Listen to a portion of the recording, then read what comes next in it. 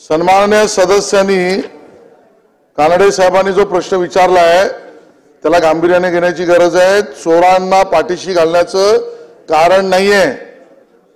E लिलावाचं आम्हाला काय सांगता 1971 साली कुठला ई लिलाव आला? 1971 साली कुठला ई लिलाव आला? अध्यक्ष महोदय प्रश्न विचारला 1971 पासून 2024 पर्यंत 2007 पर्यंत तुम्ही उत्तरामध्ये 2024 पर्यंतचं उत्तर दिलंय आणि बीएसटीच्या भंगाराचा विषय फक्त बस पुरता नाहीये।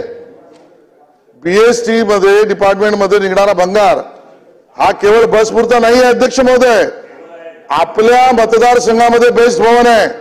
माझी आपल्याकडनं अपेक्षा आहे आपण ते रोज पाहताय, बेस्ट भवनच्या इथून रोज जाताय, तिथले अधिकारी रोज आपल्याला भेटतायत, तिथले मतदार आपल्यावर विश्वास ठेवतायत आणि म्हणून अध्यक्ष महोदय आपण कडक निर्देश देण्याची अपेक्षा आहे।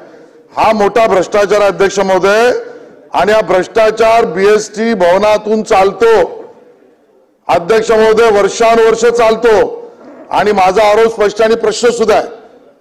फिरून फिरून मॅन्युअली ईपीसी ई लिलाव या सगळ्या माध्यमातून मुंबई शहरामध्ये फिरून फिरून हे भंगार विक्रेते कॉन्ट्रॅक्टदार केवळ 2 लोकच येतात।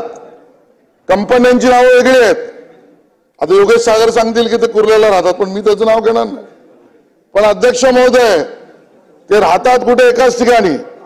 कंपन्या 2 वेगवेगळ्या नावाने कंपन्या येतात अध्यक्ष महोदय, काही पारदर्शकता नाही। म्हणून मी आज इथं नाव घेणं टाळतोय।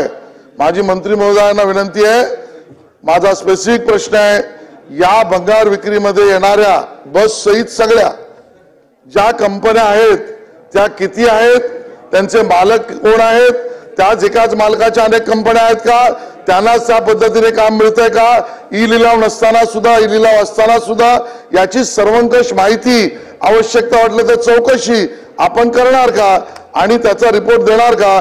कारण बीएसटीवर एकाच परिवाराचं एकाच पक्षाचं वर्षानुवर्ष 25 वर्ष राज्य राहिलंय आणि अध्यक्ष महोदय याच्या चौकशीची गरज आहे।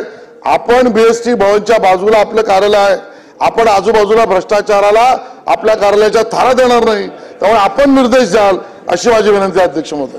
अध्यक्ष महोदय, सन्मान्य सदस्य आशिषजीने एसटी बाबतची भूमिका मांडलेली आहे, बेस्ट बाबतची भूमिका मांडलेली। एक वस्तुस्थिती खरी आहे की फक्त गाड्यांचा लिलाव होत नाही तर उरलेल्या पार्टचा देखील लिलाव होतो आणि आशिषजींनी सभागृहामध्ये सांगितलेली माहिती खरी आहे असे समजून उच्चस्तरीय समिती नेमून चौकशी केली जाईल।